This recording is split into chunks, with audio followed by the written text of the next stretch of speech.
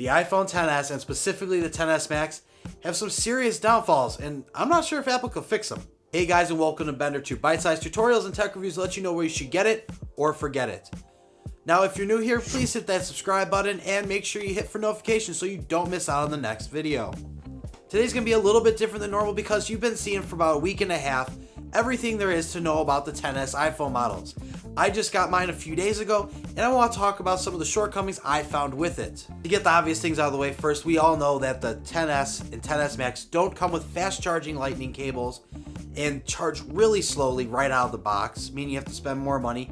And they also stopped including that headphone dongle, so you better held onto it from your old phone or you're going to have to shell out even more cash. A few days ago, Painfully Honest Tech reported that he is seeing a serious blue shift in the iPhone XS Max, meaning you turn the phone a little bit and it starts getting a blue tint to it, except at least in his case, you barely had to turn it to notice that blue shift. I didn't have a problem with that so much, but I have noticed that the display is dimmer than the iPhone X. That's right, the display on my new iPhone XS Max, which cost me like $1,300, is dimmer than the iPhone X that I bought last year. And just in case you think I'm crazy, I did look it up. The iPhone X was capable of 809 nits.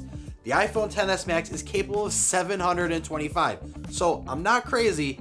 This is actually happening. Now, supposedly it's harder to brighten up a 22% larger display, but damn, that is disappointing because the only reason for someone who has an iPhone X to upgrade this year is to the larger XS Max. Now, that's not saying that like the color representation is bad or anything. It looks great still.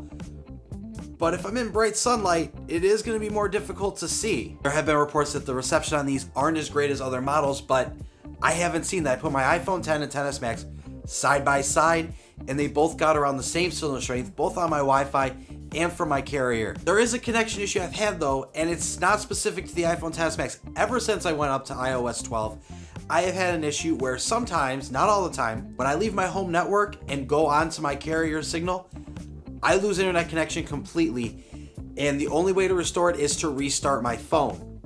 I never had that issue before, and it's just about the weirdest thing I could possibly think of. So clearly that's not a hardware issue, that is a software issue in iOS 12 that probably needs to get fixed somewhere. That being said, it also seems like iOS 12 wasn't built for the iPhone XS Max. There's things that aren't optimized for it that should be. The most notable thing for me is the keyboard. You put it in landscape mode and the keyboard sits right in the middle bottom of the screen. There are some decent gaps on each side of this thing where they could have stretched it out, made the buttons bigger and more accessible on this 6.5 inch display. It's just a gripe I have because it seems like an odd placement to me, and design wise, not making use of your available space seems kind of dumb and makes it a little more clunky for the consumer. Overall, is the XS Max a good device? Yes, aside from some possible quality control issues with the display and antenna bands, it's a solid device that still has an amazing camera and stunning performance. Now, is it worth upgrading for? That's to say, should you get it or forget it?